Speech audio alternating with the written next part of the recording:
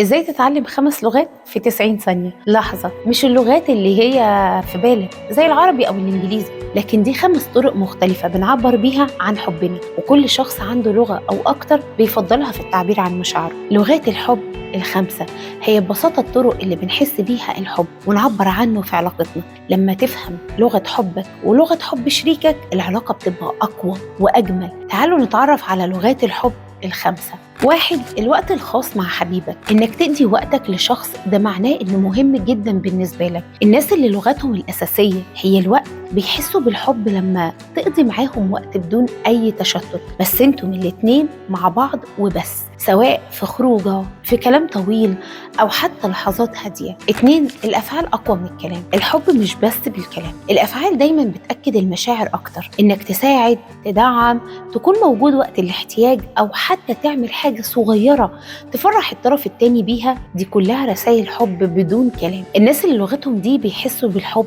ويشوفوا الاهتمام في التصرفات مش بس في الكلام. 3. التلامس الجسدي.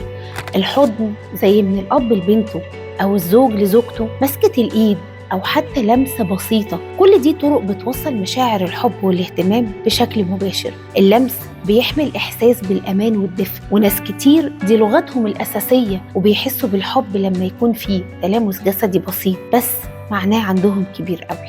4. كلمات التقدير والاطراء. كلمة بحبك، وحشتيني، انت جميل النهاردة، او حتى انا فخورة بيك، بتفرق جدا مع الناس اللي لغتهم الأساسية هي التعبير بالكلام. مش شرط تقول كلام حب طول الوقت، مجرد انك تقدر وتدعم بالكلام ده لوحده كفاية عشان تحسس الطرف التاني بحبك. 5. الهدايا والتفاصيل الصغيرة. مش لازم تكون هدية غالية واو وجميلة جدا، ممكن وردة، شوكولاتة، أو حتى شيء بسيط بس له معنى عند الطرف التاني. الفكرة إن الهدية بتوصل رسالة: أنا فكرت فيك واهتميت أفرحك.